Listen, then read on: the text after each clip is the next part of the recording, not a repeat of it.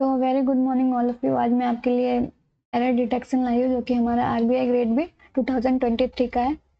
तो स्टार्ट करते हैं आज का सेशन।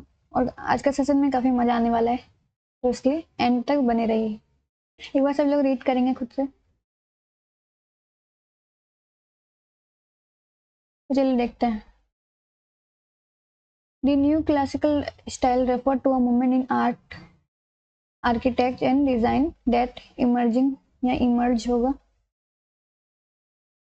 रुकिए एक minute.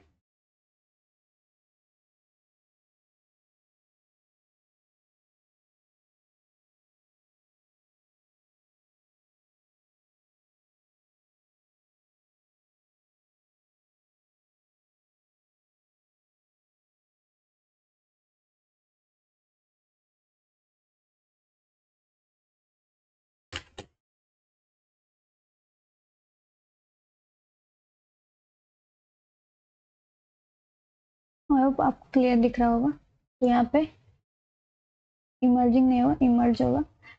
In the 18th and 19th century, to revive, emulate the ideas of classical antiquity. जो न्यू क्लासिकल स्टाइल वो किस किस बारे में बताती थी हमें? आर्ट, कला और चित्रित ये डिजाइन के बारे में बताती थी, जो कि शास्त्र पुराणता को पुनर्जीवित करने के लिए, उसकी राह पर चलने के लिए कब उभरी थी? 18-19 सेंचुरी में यूरोप में उभरी थी। तो यहाँ पे हमारा एरर था, इमर्ज होगा। नेक्स्ट देख लेते हैं। रेस्टोरेशन एक एज था, मतलब कि वो यूरोप में काल जैसे बोल सकते हैं। रेस्टोरेशन पीरियड्स के टाइम में कॉमेडीज जो थी वे नोन फॉर देयर विट। वो किस विषय में वो जाने जाते, किस लिए वो प्रचलित थी? विट, सटायर एंड सोशल कमेंट्री, मतलब कि सामाजिक टिप्पणी के लिए वो जाने जाते। They often portrait the manners and social modes of the upper class and were characterized by their clever wordplay, rescue humor and intricate plots. वो जो नाटक वो लोग मतलब कॉमेडीज करते थे वो रेस्टोरेशन पीरियड के टाइम में, वो किसके लिए, वो क्या करते थे? मैनर्स को लेके वो मतलब अपना नाटक में दर्शाते थे। और किसके बारे में होगा? अपर क्लास जो तभी थे, मतलब रिच पर्सन जो तभी थे, उनके बारे में वो नाटक करते थे। उनका जो भी लाइफ स्टाइल था तो उनको वो दर्शाते थे और उनका एक तरफ से मजाक उड़ाते थे। तो इसमें हमारा कुछ भी ये नहीं था, एरर नहीं था। नेक्स्ट देख लेते हैं। Miracle place also known as mystery play. Miracle play उसको किस नाम से और जाना जाता था? Mystery play. मतलब ये भी एक तरफ से नाटक ही था। Were a form of medieval drama. कब वो होता था? मिडियल पीरियड के टाइम में drama that emerge in the Europe में वो उभरी थी ड्यूरिंग दी मिडिल एज के time. This play were religious in nature and were perform by members of the clergy and local community. वो काफी धार्मिक किस्म की वो नाटक होती थी और किसके द्वारा वो चित्रित होता था? वो लोकल कम्युनिटीज और क्लर्गी के द्वारा परफॉर्म किया जाता था। तो इसमें भी हमारा कुछ एरर नहीं था। नेक्स्ट देख लेते हैं। द टर्म डार्क एजेस, जो हमारा शब्द है dark ages, is generally used to refer to a period of culture, intellectual and economic decline और stagnation. It is often characterized by a decline in centralized authority, political instability, economic hardship, and a relative lack of cultural and intellectual progress compared to earlier and later periods. तो इसमें हमारा कुछ भी error नहीं है। The term dark वो किसके बारे में जाना, तो वो refer to a period of, किस पीरियड में वो मेनली वो रेफर किया जाता था? Refer to a period of cultural, मतलब हमारा जो भी सामाजिक रीति रिवाज जो भी था, इकोनॉमिक डिक्लाइन, ये सब के बारे में बताती और ठहराव के बारे में बताती थी। It is often characterize by decline, जो कि हमारा जो पावर जो भी था वो क्या हो रहा था, कम हो रहा था, सेंट्रलाइज नहीं, वो डिसेंट्रलाइज पावर हो रहा था, पॉलिटिकल मतलब कि राजनीतिक में जो भी असमानता थी, and relative lack of cultural and intellectual progress compare to earlier, and जो भी मतलब पहले और बाद में जो भी बदलाव हो रहा था उसके बारे में ये बतलाता था। तो इसमें भी कुछ भी हमारा एरर नहीं था। तो एरर कहाँ था हमारा, फर्स्ट पार्ट में, ओनली वन। आई होप आपको समझ में आ रहा होगा। अभी हम बहुत सारी एरर करने वाले हैं, काफ़ी मज़ा आने वाला है, तो इसलिए बने रहिए। नेक्स्ट देखते हैं, एक बार सब लोग रीड करेंगे।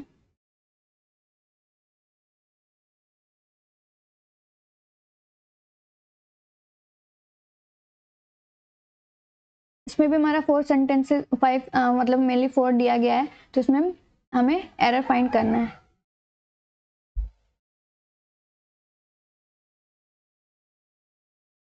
दी चिमनी स्वीपर, ये एक्चुअल में एक पोयम है। आप लोग में से काफ़ी लोग में ये सुने भी होंगे, तो ये पढ़े भी होंगे बहुत कोई। दी चिमनी स्वीपर काफ़ी अच्छी पोयम है।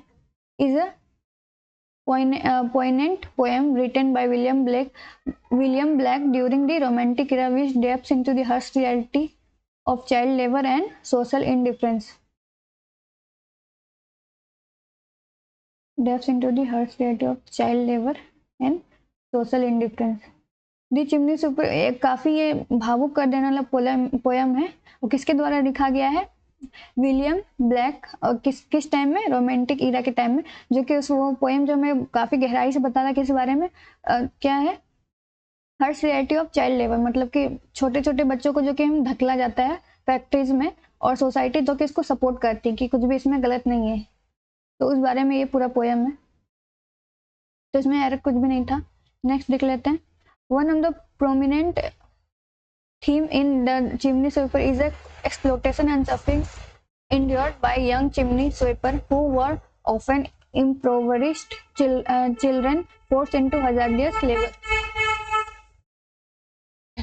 दी चिमनी स्वीपर में सबसे एक प्रमुख इसमें बात ये लाइन थी, क्या थी, किसके बारे में, एक्सप्लोटेशन एंड सफरिंग, जो कि बच्चे लोग पे शोषण किया जाता है, उनको काफ़ी कुछ झेलना पड़ता है, और जो कि बड़ी बड़ी फैक्ट्रीज में छोटे छोटे बच्चे को धकेला जाता है कि काम कराया जाता है। तो पूरा हमारा पोएम इस बारे में ही है, तो इसमें भी हमारा एरर नहीं था। नेक्स्ट देख लेते हैं। From a social commentary perspective, सामाजिक तौर पे ये सामाजिक के नज़रिए से देखा जाए तो, सामाजिक टिप्पणी के नज़रिए से देखा जाए तो, black criticize the oppressive social structure and dehumanization of individual within industrialize society. जो भी गलत हो रहा है फैक्ट्री में बच्चे लोग के साथ, तो ब्लैक उनकी क्रिटिसाइज कर रहे हैं, उनकी निंदा कर रहे हैं काफ़ी ये पोएम में, तो इसमें भी हमारा एरर नहीं था। The poem serves as a call to action, urging readers to question and challenge the unjust system that perpetrate such suffering.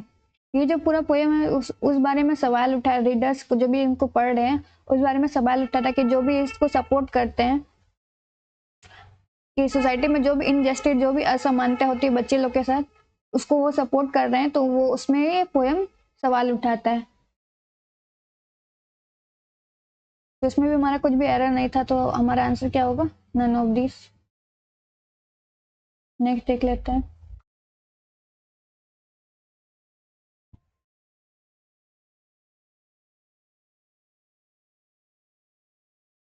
हमारे 5 सेंटेंसेस दिया गया, एरर फाइंड करना है। एक बार सभी लोग रीड करेंगे।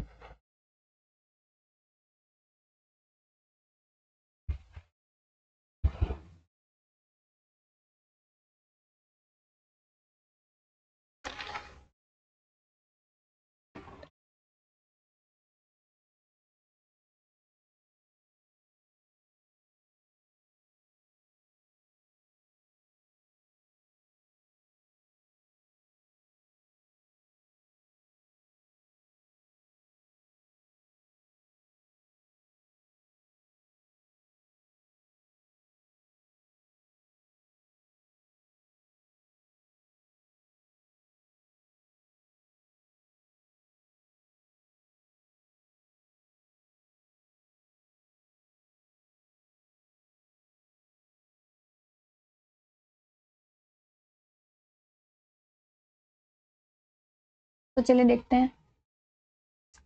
कॉलरिज, जो कि एक हमारे शीर्षक थे, पोएट थे, did employed rich and sensory imagery throughout the poem, creating a vivid and immersive experience for the reader.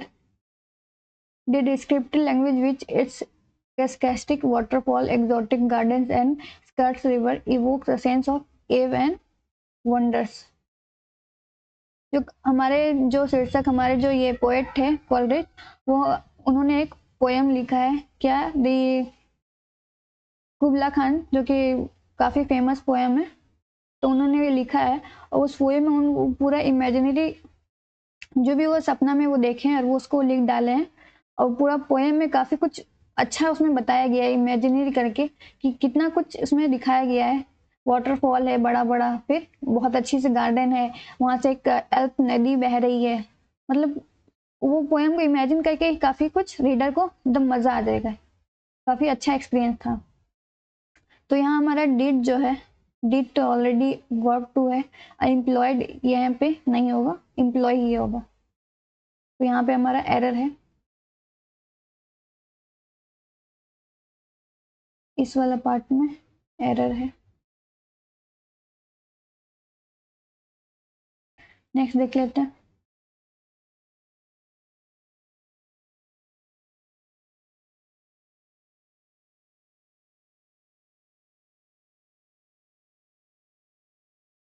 The fragmented structure of कुबला Khan, ये हमारा पोएम है, इज नोटेबल। जो कुबला खान का जो वो पोएट है, काफ़ी बहुत ज़्यादा फेमस है। Coleridge famously will claim that, यहाँ पे ईडी या वर्ब टू नहीं होगा, क्लेम होगा, यहाँ पे हमारा एरर है।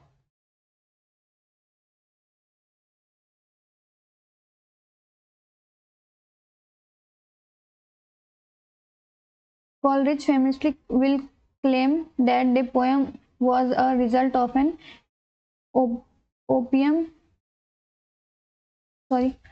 Coleridge famously will claim that the poem was a result of an opium-induced dream, and that he was unable to complete it due to an interruption. वो जो हमारे पोएम थे, मतलब हमारे पोएट थे, वो हमेशा क्या करते थे, अफीम का नशा करते थे, सो जाते थे और सपना देखते थे, और जो भी वो सपना में आधा अधूरा जो भी देखे उनको याद रहा और नेक्स्ट दिन वही लिख डालते थे। वो उनका जितना भी आप पोएम पढ़ेंगे वो हमेशा वो आधा ही है, कभी भी वो पूरा नहीं कर पाए, क्योंकि उनको जो भी आधा याद रहता था वो लिखते थे वो। तो उसमें वही बताया गया कि उनका डिस्टर्ब मतलब इंटरप्शन, जो सपना वो पोएट जो आधा अधूरा के कारण, वो जो अफीम का नशा करते उस कारण ही होता था। तो इसमें हमारा इस पार्ट में एरर था बस। नेक्स्ट देख लेते हैं। कॉलरिज विल बीइंग, हमारा बीइंग नहीं होगा। Coleridge will portray Dick Khan's pleasure dome as a symbol of idealized utopian world where nature and human creativity coexist harmoniously. The poem explored the boundaries between reality and imaginative realms, blurring the lines between the conscious and unconscious mind. ये poem जो है वो हमारी वास्तविकता और काल्पनिकता को, मतलब उसकी लाइन बाउंड्रीज को खत्म करती है। और जो ये मतलब जो हमारे कुबला खान, उसके उनके जो महल के बारे में सिंबल किया गया है, बताया गया उनकी महल के बारे में काफ़ी डिटेल से, और वो काफ़ी यूटोपियन वर्ल्ड में वो सब था, मतलब कि वहाँ पे ये पोएम वहाँ के बारे में लिखा गया है, और जो कि काफ़ी एकदम नेचर से रिलेटेड है। और इसको पढ़ के ना पूरा इमेजिन करेंगे तो काफ़ी कुछ मज़ा आ जाता है। इसमें वही बताया गया है, तो इसमें हमारा एरर था, यहाँ पे बीइंग नहीं होगा, इस वाले पार्ट में एरर है। नेक्स्ट देखते हैं। Kubla Khan is a complex, evocative poem that delves into the themes of imagination, nature, creativity, and the boundaries of human experience. Through the mesmerizing imaginary dream-like structure and exploration of the power of mind, Coleridge invites readers to embark on a journey through the realms of imagination, challenging the conventional boundaries and opening up new vistas of thoughts and inspiration.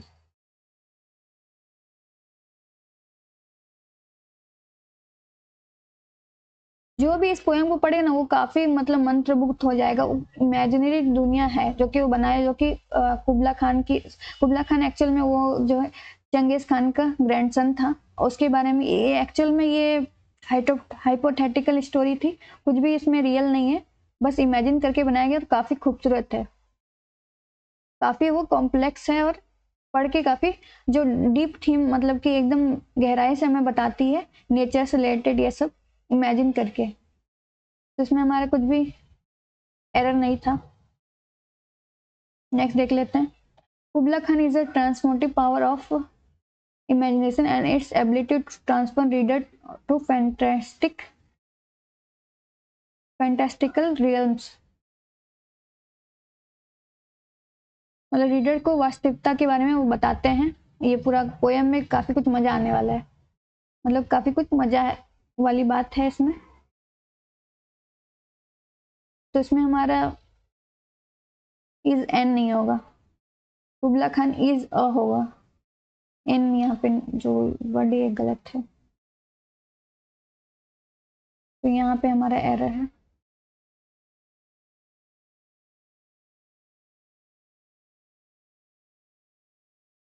तो हमारा सही कौन सा था, D only, इसमें सही बताना है correct statement,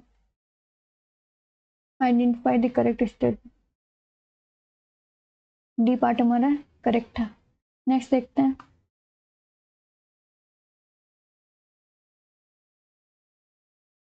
The persisting issues of gender pay gap characterized by the disparity in earning between men and women in the workforce is a complex and multifaceted phenomenon that encompasses a multitude of interconnected factors during societal norms, occupational segregation, discrimination, limited access to career in advancement opportunity, and the undervaluation of traditional female dominant industry, all of which contribute to the perpetuation of an unjust and equitable system that undermines gender equality and hinders the realization of economic and social progress।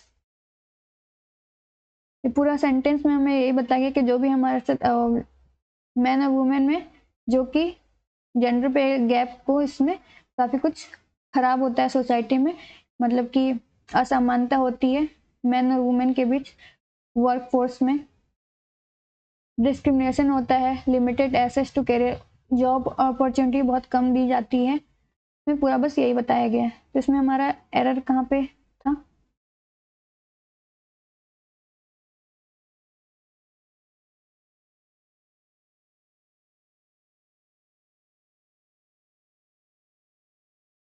Characterised होगा, यहाँ पे ही नहीं होगा, characterised, और दूसरा undermines, undermines होगा। तो हमारा आंसर क्या होगा, ए।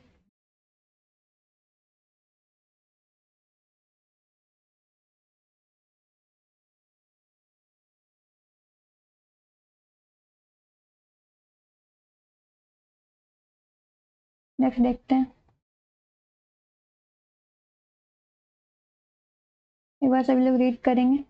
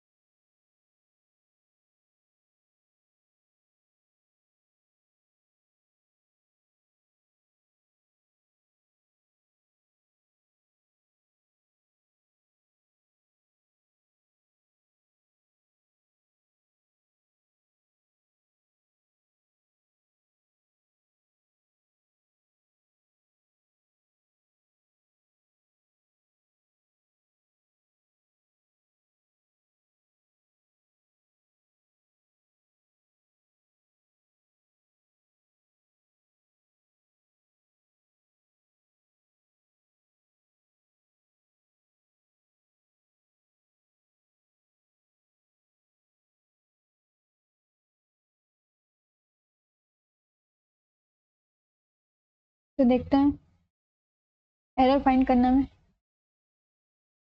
रूरल डेवलपमेंट, ग्रामीण विकास is a multifaceted and intricate progress. Rural development is a multifaceted and intricate process entails the comprehensive and sustainable improvement of social, economical, environmental conditions in rural areas, encompassing strategies and interventions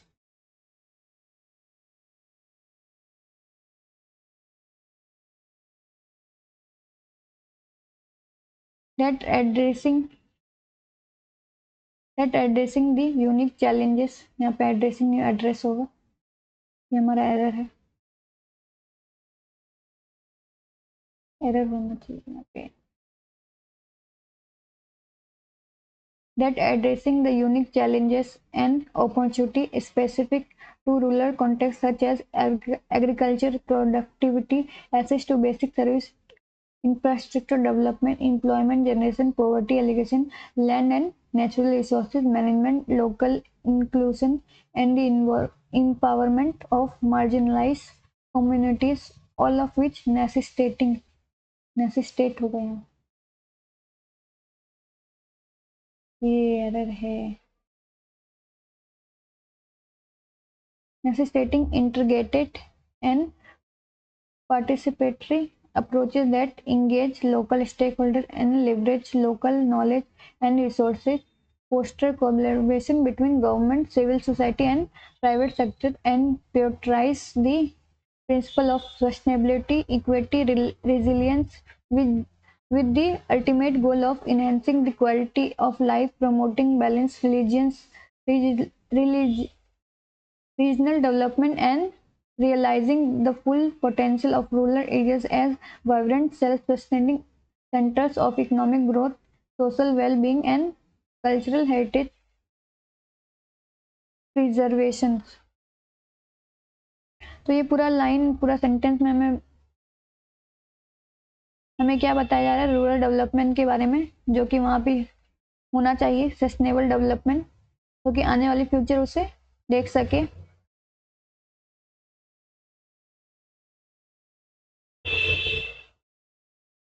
वो rural development काफी एक complex process है, sorry, उसमें क्या क्या आती है, economic growth, environmental condition, rural area, encompassing strategies and intervention. काफी चुनौती भरा होता है, opportunity specific in rural context such as, में क्या क्या शामिल है, agriculture, productivity, access to basic service, infrastructure development, employment generation, नौकरियां, ये सब, और काफ़ी चुनौती है वहाँ पे, ये सब शामिल है। Poverty alleviation and land and natural resources management, social inclusion and empowerment of marginalized community, all of which necessitating integrate and participatory approaches that engage stakeholders and leverage local knowledge और resources को क्या करती, कम करती है। Principle of किसके सिद्धांत पर, sustainability, equity and resilience, समानता रूप से। उसका उनका गोल क्या होता है, enhancing the quality of life, मतलब कि जो भी ग्रामीण क्षेत्र उसको आगे बढ़ाना,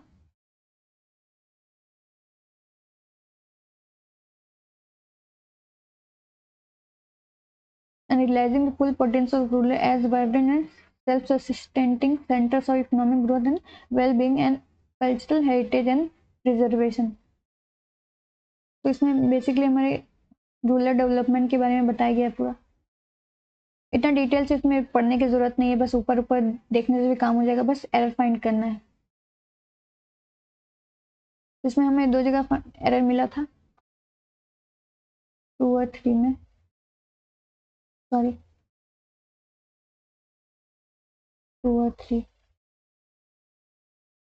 नेक्स्ट देखते हैं।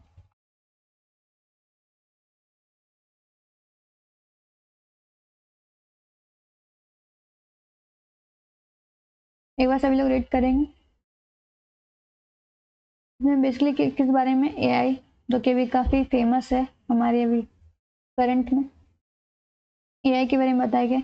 Artificial intelligence Artificial intelligence is a rapid, involving and complex field at the intersection of computer science के फील्ड में ये एआई जो काफ़ी फेमस है अभी, अब वो सब कुछ फाइंड करता है।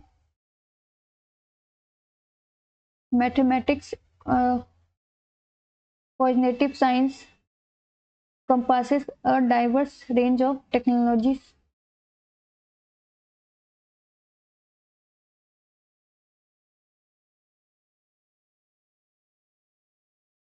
Methodology that aim to mimic और स्टिमुलेट ह्यूमन, मतलब कि मानव को क्या करता है, कॉपी करना चाहता है, जो कि करता भी है।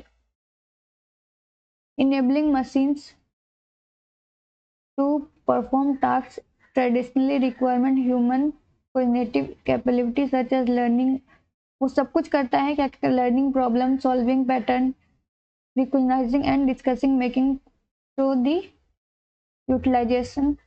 यहाँ पे यूटिलाइजिंग, यहाँ पे यूटिलाइजेशन होना चाहिए था।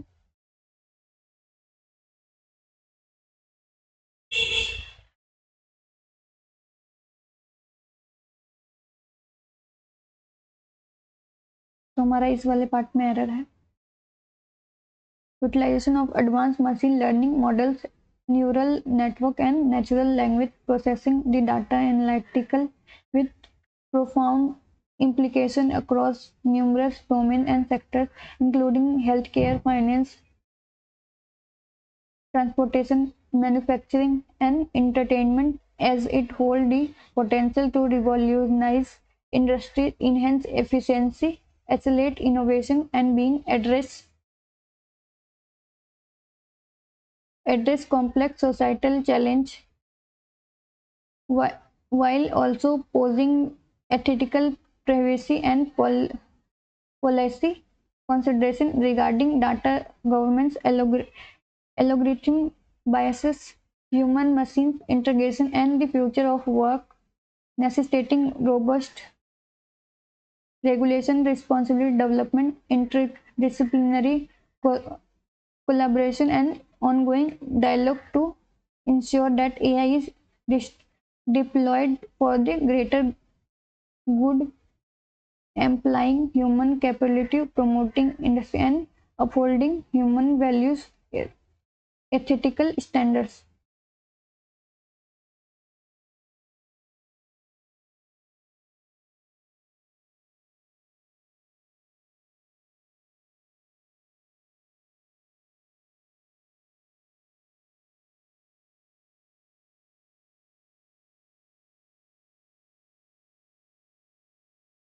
बीइंग एड्रेस यहाँ पे नहीं होगा, बीइंग नहीं होगा, एड्रेस होगा सिर्फ।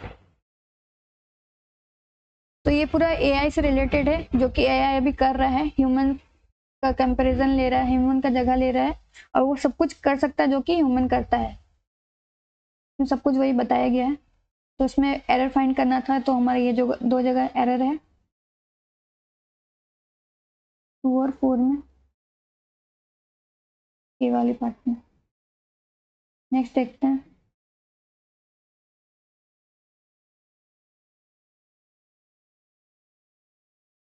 सभी लोग रीड करेंगे एक बार।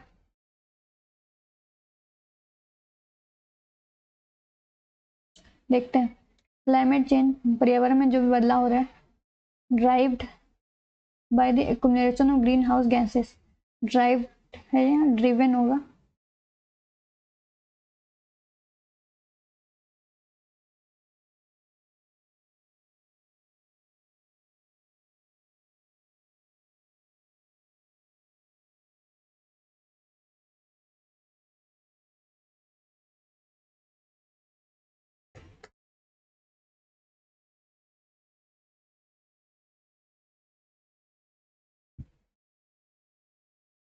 तो यहाँ पे ड्रिवन होना चाहिए। Driven by the accumulation of green house gases in the atmosphere due to human activities is an intricate and multifaceted global issue that has led to wide array of consequences, including rising global temperature, altered weather pattern, and increased frequency and intensity of extreme event disruption to ecosystem and biodiversity, shifting agriculture, landscape, water scarcity, and threats to human health, livelihood, necessitating a comprehensive and coordinated response as encompassing यहाँ पे जो है बस encompassing होगा,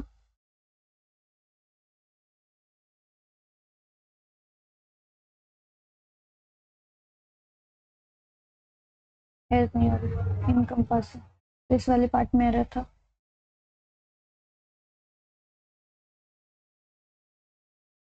Mitigation efforts to reduce emission, adaptation strategies to address the impact, international cooperation, sustainability development practice and engagement of diverse stakeholders across the sector and regional to ensure a sustainable and resilient future for generation to come। Basically इसमें ये बताया गया है कि जो भी हमारा weather जो क्लाइमेट के साथ छेड़छाड़ हो रहा है, जो कि किसके कारण हो, ह्यूमन एक्टिविटीज के कारण, उसमें क्या क्या बदलाव देखे जा रहे हैं।